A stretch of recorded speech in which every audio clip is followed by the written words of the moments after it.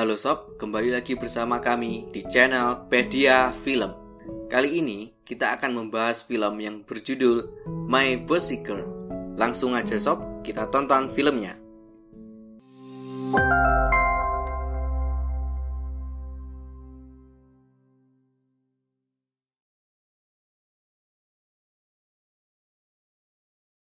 Di awal film, kita melihat suasana meriah di sebuah kampus di Korea. Seperti ada pameran dari berbagai jurusan nih sob. Dan tokoh utama kita adalah seorang laki-laki introvert yang agak cupu yang bernama Xiao. Ia pun tersenyum senang mengendarai skuter miliknya, meliak-liuk melewati keramaian. Jadi, Xiao adalah seorang mahasiswa jurusan teknik. Di pameran ini, dia membuka stand bersama kedua orang temannya yang bernama Chan dan Yong. Mereka bertiga ini pun malah lebih asik bermain robot, menggunakan alat virtual reality yang mereka rancang sendiri. Cerita pun berpindah ke seorang perempuan cantik yang jago memanah. Perempuan ini sedang bermain panah-panahan untuk mendapatkan hadiah. Ya karena jago, ia pun berhasil mendapatkan hadiah utama. Namun, cowok-cowok bersabuk hitam ini enggak terima dong. Ia pun malah ngatain si perempuan ini cacat. Ya sudah tentu mereka jadi baku hantam memperebutkan boneka. Singkat cerita, perempuan ini terjatuh dari kursi rodanya. Akibat terjatuh ini, kursi rodanya si perempuan ini menjadi rusak. Ia pun tidak bisa mengontrol laju dari kursi rodanya, hingga ia nyungsep di hadapan Xiao. Ya karena gak pernah punya cewek, Xiao pun jadi salah tingkah. Ia pun menyuruh perempuan itu untuk berdiri sendiri dong. Singkat cerita, ia pun memperbaiki kursi roda si perempuan ini dengan keahliannya. Kursi rodanya pun kembali seperti semula. Mereka pun akhirnya berkenalan. Perempuan cantik ini bernama Jin. Karena gak enak hati, ia menawari Xiao untuk ngopi bareng. Namun, Xiao ini polos banget. Ia bilang kalau dia tuh belum makan, jadi dia gak bisa kalau minum kopi. Akhirnya pun mereka berdua makan bareng di warung makan favoritnya Xiao. Tapi warung makannya itu jauh di atas sana. Ia pun mau gak mau harus menggendong Jin sampai ke atas sana sob. Untungnya makanan di warung ini pun enak banget. Hal ini membuat Jin tersenyum senang memakan makanannya. Setelah makan, Xiao pun sempat-sempatnya membetulkan tali sepatunya Jin. Hal ini membuat Jin semakin tersenyum lebar dong. Namun sialnya, kursi rodanya Jin yang ditaruh di bawah itu hilang sob. Akhirnya pun Jin dijemput oleh adiknya. Xiao pun berjanji akan mengganti kursi rodanya dengan memberikan kartu mahasiswa sebagai jaminan. Apes lah. Singkat cerita, Xiao kembali ke tempatnya. Tiba-tiba pacarnya Yong yang cantik ini tuh datang. Tapi kayaknya si Yong ini gak suka deh sama cewek ini. Bener-bener udah jelek tapi sombong.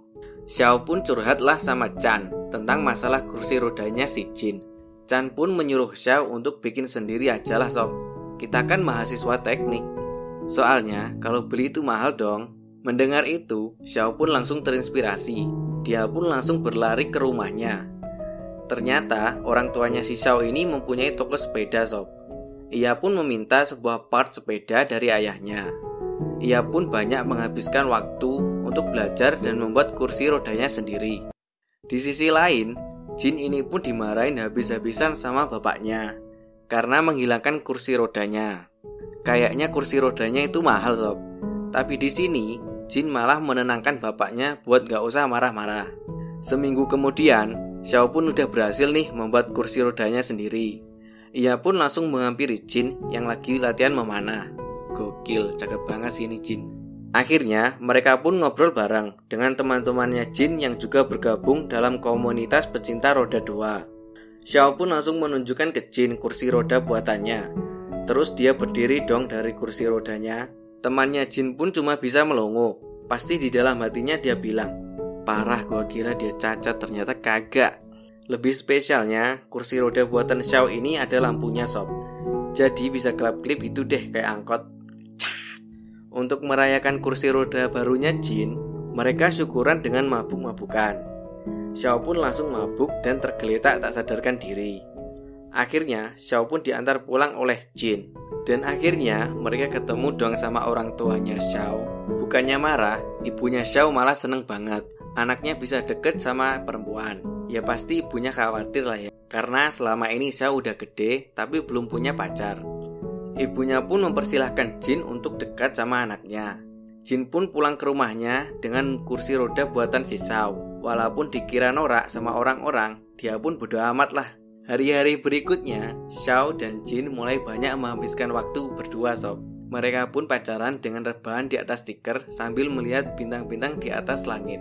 Bangsatnya, sama Chang dan Yong kelakuan si Xiao ini malah direkam pakai CCTV. Mereka pun menonton Xiao yang sedang mengadu mulut. Mereka pun mulai ke kampus bareng. Xiao pakai skuter dan Jin pakai kursi roda. Lalu ke perpustakaan bareng dan makan bareng sambil suap-suapan. Wow. Cerita pun pindah ke bapaknya Jin. Ia pun jadi khawatir karena Jin tuh mulai sering pulang malam dan teleponnya tuh udah gak aktif. Ia pun mulai jarang latihan bareng sama teman-temannya. Di sisi lain, adiknya Jin tuh mendapatkan beasiswa untuk pertukaran pelajar ke luar negeri. Namun, dia nih malah dimarahin sama bapaknya. Karena kalau dia pergi, terus siapa dong yang akan jagain si Jin? Serba salah juga ya. Lebih parahnya, bapaknya si Jin ini tuh malah mau menjodohkan dirinya dengan laki-laki yang tidak ia kenal.